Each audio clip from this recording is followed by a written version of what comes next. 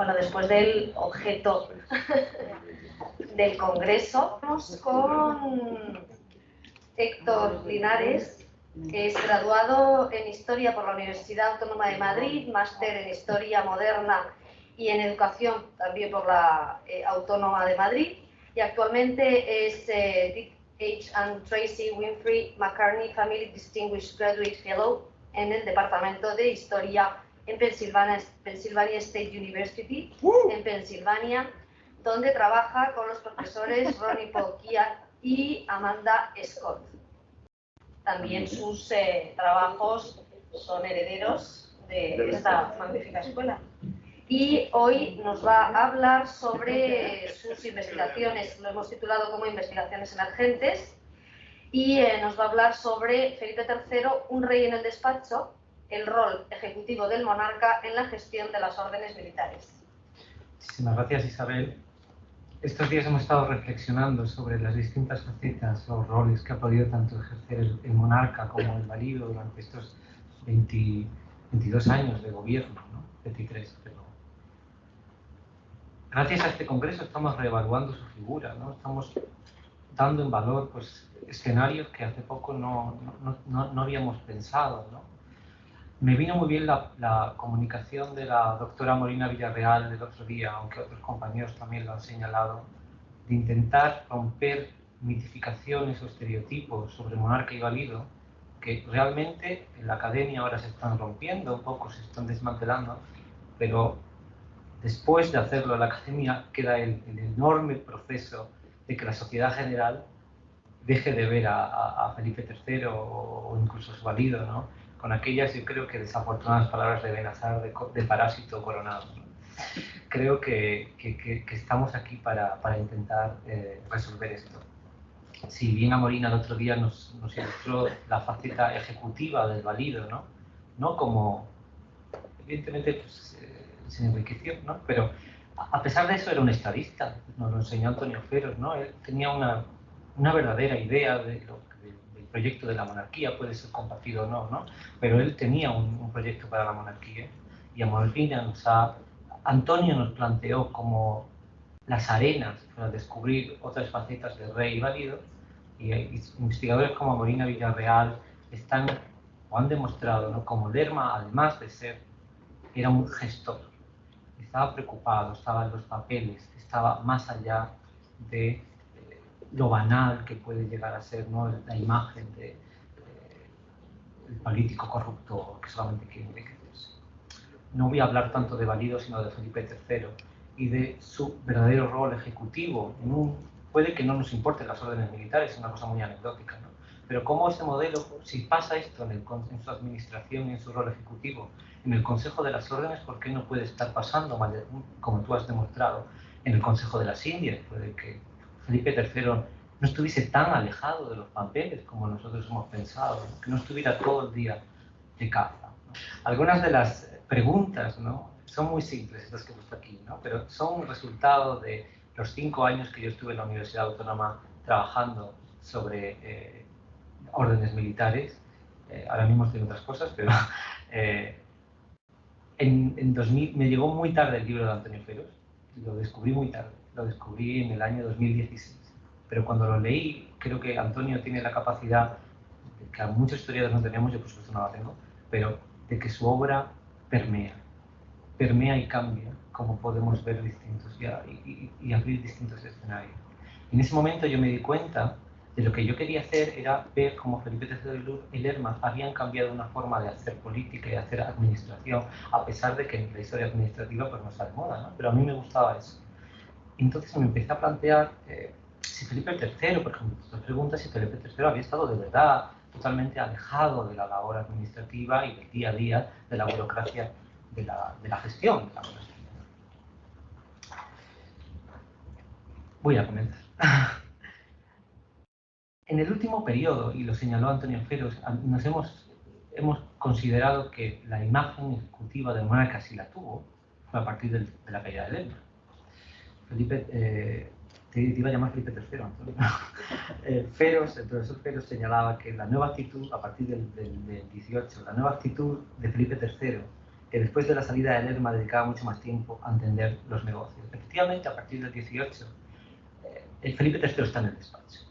Pero lo que tenemos que intentar ver, y se observa y se puede comprobar a través de los papeles, de la documentación, que Felipe III nunca abandonó el despacho. Felipe III siempre estuvo ahí.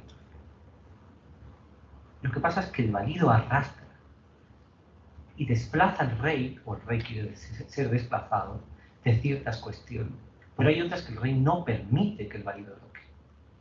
Lo veremos, por ejemplo, la gestión de la justicia en las órdenes militares. No he encontrado en ningún papel resoluciones o consultas.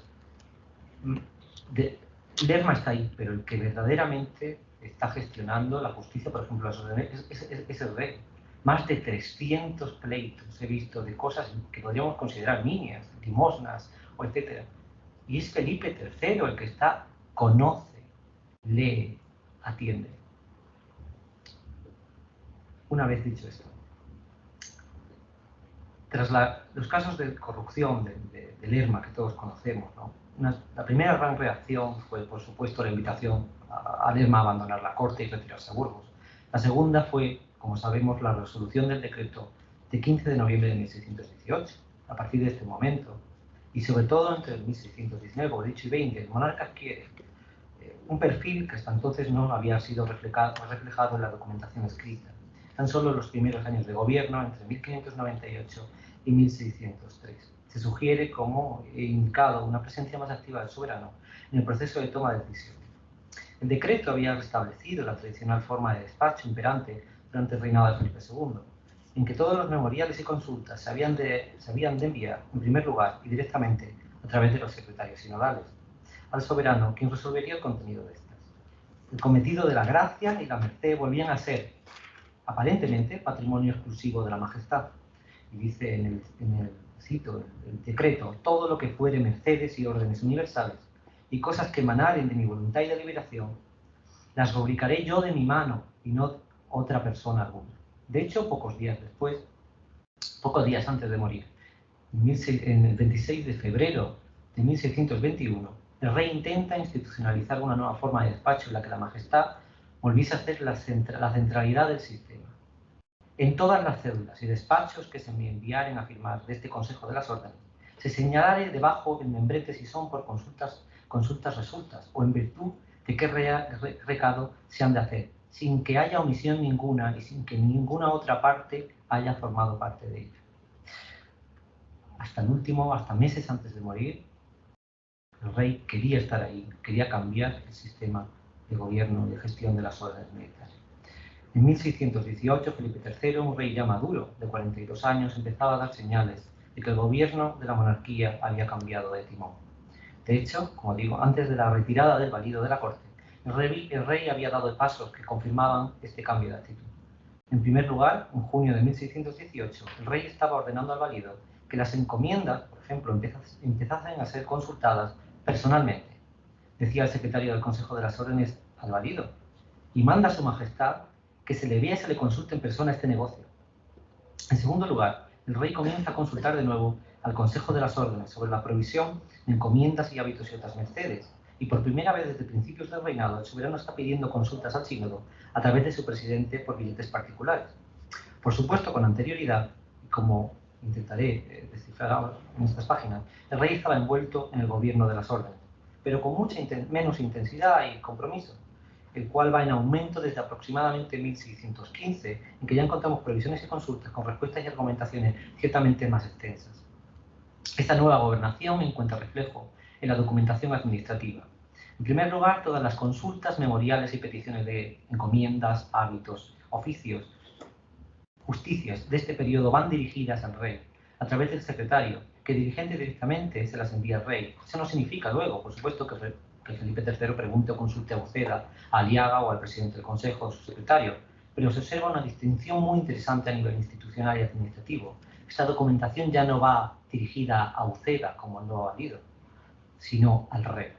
En segundo lugar, el rey parece leer toda la documentación que se le envíe sobre suplicantes, encomiendas, memoriales, hábitos, oficios, pensiones, y se implican todos los aspectos que rodean al cometido del galardón y sus y sus titulares, desde provisiones de encomienda hasta consultas arduas que implican sucesiones, renuncias, traspasos de encomienda, pasos de hábito, promociones, mantenimientos, dejación de mercedes pecuniarias anteriores, incluso petición de breves y dispensas a la Santa Sede, por temas de profesiones, noviciados, vidas, futuras sucesiones, casos de justicias concernientes a caballeros comendadores.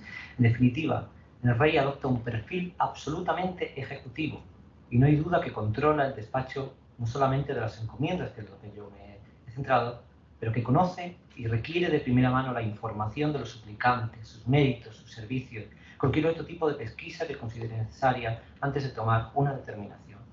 También solicita a menudo al secretario del Consejo que consulte el valor de las encomiendas, los anteriores titulares de las mismas, los libros de registro y archivo de las órdenes, con el fin de obrar siguiendo la tradición administrativa ejercida hasta el momento, con el fin de ejecutar las provisiones y decisiones, respetando los cursos administrativos establecidos en el Consejo de las Órdenes. Igualmente, el rey parece ser consciente de que cada caso es particular, pues emite dictámenes que van más allá de lo que estamos acostumbrados del está bien, hágase, que caracterizó durante el batallamiento de Lerma, y resuelve pretensiones particulares, teniendo en cuenta el deseo de las partes, lo prometido en el pasado y las circunstancias coyunturales.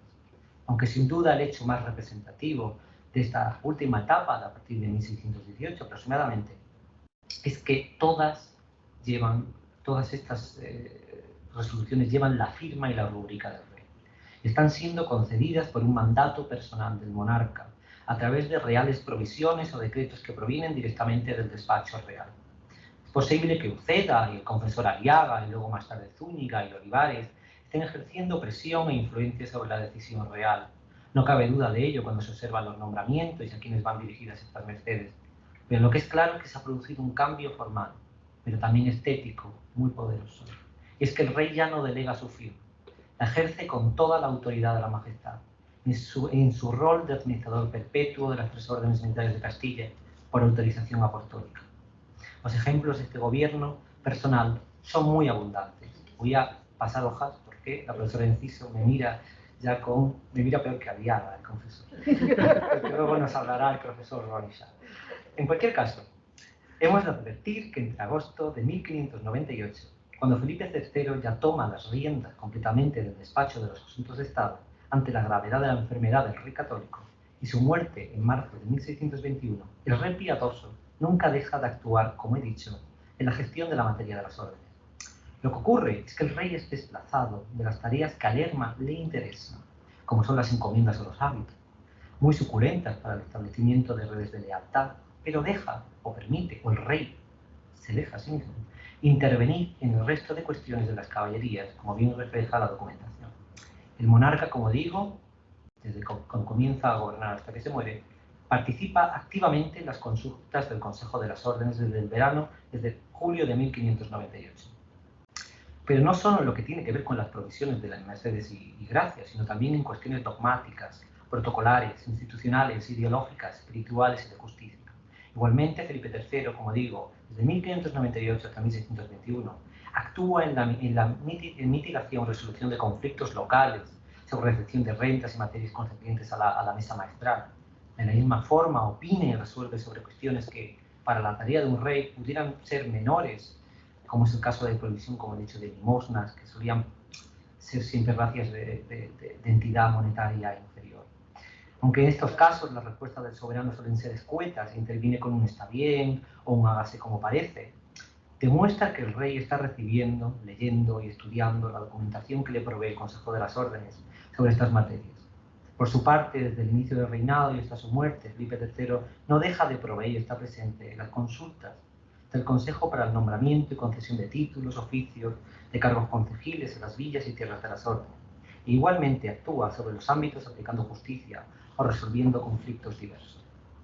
Paralelamente, el rey no abandona sus obligaciones en la gestión y concesión de los hábitos militares. Si bien este campo está mayormente, igual que las encomiendas, controlado por Lerma, aunque con menos influencia que las encomiendas, Felipe III no deja de intervenir, aunque sea levemente, en el transcurso de despachos de estos, sobre todo a principios del reinado. Me pasan más hojas porque ya vamos. Quiero dar dos ejemplos puntuales y ya termino.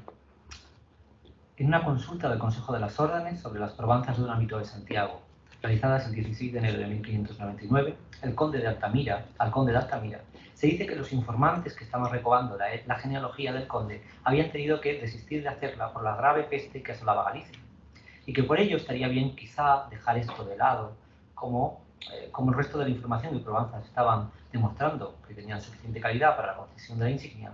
Muy bien podría dispensar su majestad el resto de la investigación para que el conde gozase del hábito cuanto antes. Sin embargo, el rey se muestra tajante y rechaza la posibilidad de conceder una merced de este tipo, por muy conde que fuese, sin las probanzas enteramente finalizadas, a lo que correspondería a los informes de las órdenes, y dice, y se deben guardar siempre los establecimientos de la Orden de Santiago.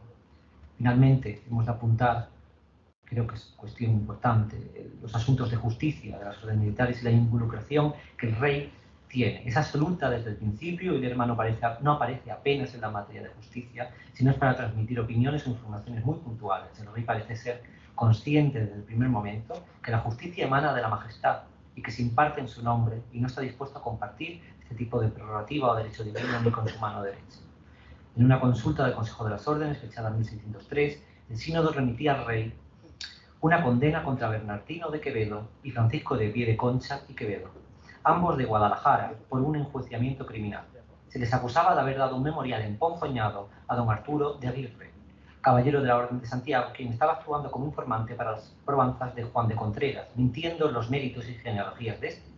El Consejo de las Órdenes, en una causa abultada, denominada el suceso de Guadalajara, dictó sentencia y destierro contra los implicados. El rey aparece en todas las consultas. Está muy bien enterado del caso, lo siguió de cerca y fue ofreciendo su parecer en cada consulta que iba produciendo el siglo. En una consulta de 9 de septiembre de 1602, los propios jueces del Consejo declaran: Su Majestad fue servido de mandar que se le fuese dando cuenta de lo que se hiciese en el negocio de los memoriales, que en la ciudad de Guadalajara dieron unos embocados a don Arturo de Aguirre, del hábito de Santiago, haciendo información de las calidades de Juan de Yáñez, contrarias para el hábito de la dicha orden, y ahora se han visto así las culpas de los principales delincuentes. Al principio de la causa, en 1602, el rey parece estar dispuesto a que se haga justicia ejemplar y recomienda al Consejo que haga justicia y cuando los testigos se hallan falsos en materia de honra, no se les debe perdonar ninguna de las penas que el derecho permite. Un año y medio después dictaba la sentencia, a la que el rey solicitó por escrito los votos particulares de cada uno de los jueces, a los que recomendó antes de la segunda votación que mirasen cuánto importa que semejantes delitos se castiguen ejemplarmente.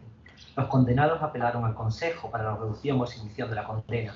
El rey, por su parte, seguía mostrándose tasativo. No creía que hiciese bien a la reputación de las órdenes militares, de la que era administrador perpetuo, que tales hechos fueran perdonados y, de nuevo, advierte a los ministros de la institución. Lo que veréis en la consulta y a vos os encargo que en el Consejo, que en el caso de los presos de Guadalajara tengáis la mano bien apretada, que dará lugar a la justicia. Los condenados fueron, ante la negativa del soberano a aceptar la apelación, enviados a la cárcel de las órdenes militares en la Villa de Madrid. Y allí pasaron más de 2 años esperando ser desterrados. No obstante, cuando se iba a producir el destierro de los reos, Felipe III hizo gala de su sobrenombre y accedió a perdonarles esta última condena, aunque su benevolencia no les libró de cumplir con los años que el Consejo de las Órdenes había aplicado de condena. Pero en lo demás, decía Felipe III, que se cumple enteramente la sentencia. Más allá del propio interés de la causa, que ocupa más de 40 folios, en el que cada uno está rubricado y tiene una consulta del monarca, enteramente detallados de los archivos del Consejo de las Órdenes, muestra tanto el parecer de Felipe III con los asuntos de la justicia, como su absoluta implicación en la gestión y gobierno de las milicias, en un tema tan delicado y a la vez tan primordial para el desenvolvimiento y desarrollo de las caballerías como era la impartación de la justicia. El velo y la administración cuidadosa del especial fuero de los caballeros, que tantas desazones había causado a la corona desde tiempos de la incorporación perpetua de las milicias. No me quiero extender más. Muchísimas gracias.